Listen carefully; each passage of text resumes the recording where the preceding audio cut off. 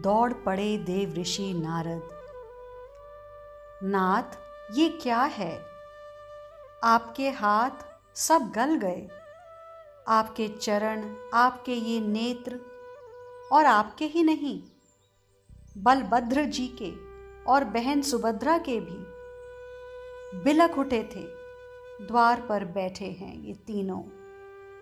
मध्य में बहन सुभद्रा हैं, अगल बगल में कृष्ण और बलभद्र हैं। कुछ ही समय का भावावेश था और अंतर्ध्यान हो गया वह रूप। पर श्री कृष्ण चंद्र जू के नेत्रों से अश्रु अभी भी बह रहे थे। शांत भाव से नारद जी का हाथ पकड़कर ले गए एकांत में और सारी घटना बता दी जो जो घटी थी। श्री कृष्ण जी, जो अभी द्वारिकाधीश हैं, वे कहते हैं कि मैं सुधर्मा सभा, जो द्वारिकाधीश के सभागार का नाम है, श्री कृष्ण वहां गए थे। मध्याह्न में लौटकर आए राजभोग के लिए। उसके बाद कुछ समय विश्राम करके फिर संध्या को किसी विशेष कार्य के लिए सभा बुलाई गई थी। श्री कृष्ण कहते हैं, मुझे महामंत्री उद्धव ने कहा तो मैं संध्या के समय भी गया। देव ऋषि नारद, उस समय यहां समस्त मेरी रानियों ने। श्री कृष्ण जी बोलते गए, कौन है राधा? हमसे बड़ी हो गई है अब राधा, सत्यभामा ने कहा। पर राधा के बारे में हम कुछ तो जाने। मेरे मन में बहुत कौतूहल हो रहा है।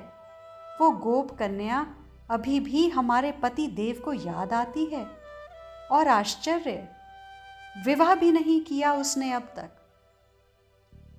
हम 16,000 होकर भी श्री कृष्ण चंद्र जू के हृदय में अपना स्थान नहीं बना पाई, जामवंती ने कहा। राधा के विषय में कौन बताएगा? सोचने लगी रुक्मणी जी। कोई ऐसा तो होना चाहिए जो वृंदावन में रहा हो, तभी प्रामाणिक बात निकल कर बाहर आएगी।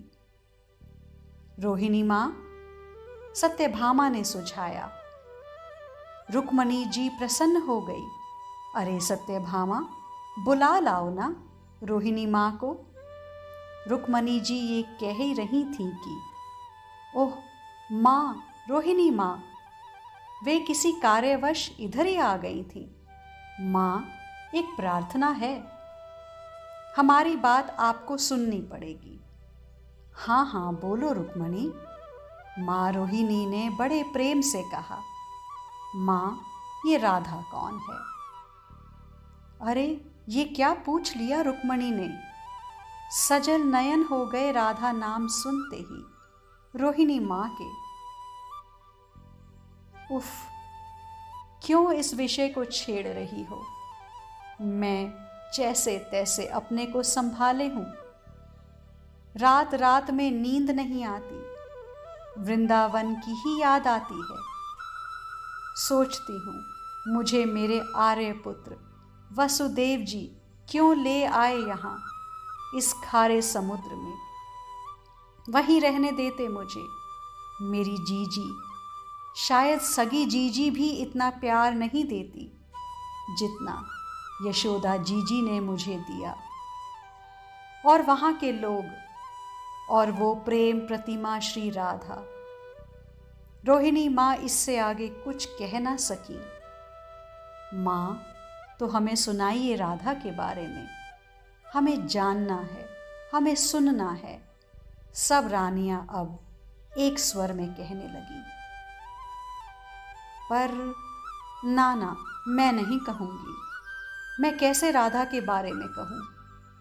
क्योंकि राधा यानी साकार प्रेम, उस प्रेम का मैं कैसे वर्णन करूं? रोहिणी मां ने साफ मना कर दिया। फिर हमें कौन बताएगा राधा के बारे में? आपने तो देखा है राधा को। आपके सामने तो सारी लीलाएं हुई होंगी ना माँ? रुक्मणी जी ने जिद की। किसी की बात काटना रोहिणी माँ को आता नहीं है, ये स्वयं कहती भी हैं। यह गुण मैंने यशोदा जीजी से ब्रज में सीखा है। पर कृष्ण आ गया तो? क्योंकि तुमने ही देखा रुक्मणी कि वृंदावन नाम लेते ही मेरे अश्रु निकल पड़े थे। और वहाँ की लीला जब मैं सुनाऊंगी, राधा और श्याम के प्रेम लीलाओं का वर्णन करूंगी, ना मुझे क्षमा करो, रोहिणी मैया जाने लगी। देखिए, बहन सुभद्रा भी आ गई हैं। भाभी, क्या बात है? क्यों परेशान कर रही हो माँ रोहिणी को? सुभद्रा हंसते हुए बोली थी। हमें राधा के बारे में सुनना है, रुक्मणी ने सुभद्रा से कहा। ओह, यहाँ भी राधा और वहाँ भी राधा, क्या हो गया है द्वारिका को? राधामय द्वारिका होने जा रहा है। माथा पकड़कर बैठ गई थी सुभद्रा। बहन सुभद्रा, क्या हुआ? राधा को लेकर आप क्यों परेशान हो? सत्यभामा ने सहजता में कहा। मेरे पति देव भी आए हैं वृंदावन से। पता नहीं, रात रात भर मुझे कुंज निकुंज, नित्य निकुंज, इनके रहस्य और सर्वेश्वरी श्री राधा रानी, मैं यही सुन रही हूँ आजकल अपने पति अर्जुन के मुखारविंद से। माँ रोहिणी, एक काम हो सकता है, प्रसन्न होते हुए रुक्मणी बोली। क्यों ना द्वार पे सुभद्रा जीजी को बैठाया जाए और भीतर महल में आप हमें राधा के विषय में सुनाइए। हाँ, ये हो सकता है, रोहिणी माँ ने कहा।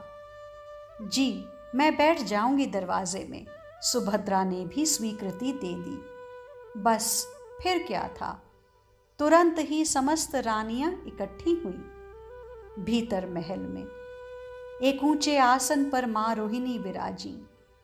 द्वार पर सुभद्रा बैठ गई पहरेदारी करने के लिए, क्योंकि श्री राधा का प्रसंग था। पुत्र का प्रेम प्रसंग माँ कहे और उसे पुत्र सुन ले, ये कुछ शोभा नहीं देता। इसलिए ही सुभद्रा को द्वार पर बैठाया था कि यदि कृष्ण आए तो आवाज लगा दे और सब चुप हो जाएंगे, उस कथा को वहीं विराम दे देंगे। द्वार पर सुभद्रा बैठ गई। भीतर महल में श्री राधा चरित प्रारंभ हुआ और बोल रही हैं माँ रोहिणी। बरसाना गांव है, बड़ा सुंदर गांव है। वृषभान नामक गोप वहां के मुखिया हैं और उनकी अर्धांगिनी श्री कीर्ति रानी। उनके यहाँ ही प्रकटी श्री राधा, हमारे कन्हैया। हंसी। अब वृंदावन का प्रसंग है तो वहां तो यही कहते थे तुम्हारे द्वारिकाधीश को, रोहिणी माँ ने कहा। कन्हैया, सब रानियां भी हंसी। ये नाम था वृंदावन में? अरे बहुत नाम थे, कान्हा, कन्हैया, कानू, श्याम, श्याम सुंदर, मुरलीधर। रोहिणी माँ ये सब बोलते बोलते भाव में डूबने लगी। राधा और कृष्ण का प्रेम हो गया, गहरा प्रेम, बहुत गहरा। ऐसा प्रेम जिसके बारे में ये संसार सोच भी नहीं सकता। ये दो लगते थे पर थे नहीं, एक ही थे। बांसुरी थी कृष्ण के हाथों में और पायल राधा की। इधर बांसुरी बजी वृंदावन में, उधर राधा दौड़ी बरसाने से। दोनों एक दूजे में लीन। राधा हंसती, कृष्ण हंसते।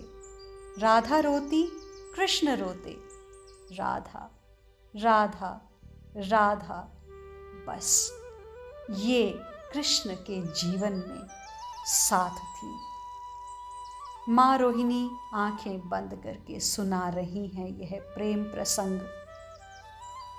उधर सभाघर में श्री कृष्ण चंद्र जी कह रहे हैं, उद्धव, मेरा मन नहीं लग रहा सभा में, पता नहीं क्यों। कृष्ण एकाएक बेचैन हो उठे थे। मैं जा रहा हूँ उद्धव, मैं जा रहा हूँ। उद्धव जी ने देखा आज की सभा महत्वपूर्ण है, देवता उपस्थित हैं आज इस सभा में। उद्धव ने धीरे से द्वारिकाधीश के कान में कहा, आपको आज सभा में रहना ही होगा प्रभु। देखिए देवतागण बैठे हैं। विश्व में ही आपकी ये ऐसी सभा है जिसमें देवता भी आते हैं और सभा में भाग लेते हैं। कृष्णचंद्र जी ने उद्धव की ओर देखा और सिर हिलाकर बोले, ठीक है, बैठा हूं। पर कुछ ही देर में फिर, उद्धव, मुझे बहुत बेचैनी हो रही है, पता नहीं क्यों। मेरे अश्रु बह रहे हैं, मुझे रोना आ रहा है। मुझे लग रहा है मैं अकेले में कहीं जाऊं, मुझे एकांत चाहिए। कृष्णचंद्र जी की बातें सुनकर उद्धव ने सभा को वहीं विसर्जित किया। क्या हुआ तुम्हें कृष्ण? बलभद्र तुरंत आए। उद्धव ने बलराम जी से कहा, बड़े भैया, आप प्रभु को महल में ले जाएं, मैं सबको विदा करके आता हूँ। हाँ चलो, हाथ पकड़कर ले गए बलराम जी श्री कृष्णचंद्र जी को। और यहाँ महल के द्वार पर सुभद्रा बैठी हैं। बलराम जी और कृष्ण भीतर जाने लगे तो सुभद्रा ने रोक दिया, भैया अभी नहीं, कुछ चल रहा है महिलाओं का अंदर। फिर हंसी और अपने दोनों भाइयों का हाथ पकड़कर बिठा लिया अपने ही पास। ठीक है, यहीं बैठते हैं कुछ देर, श्री कृष्णचंद्र जी ने कहा।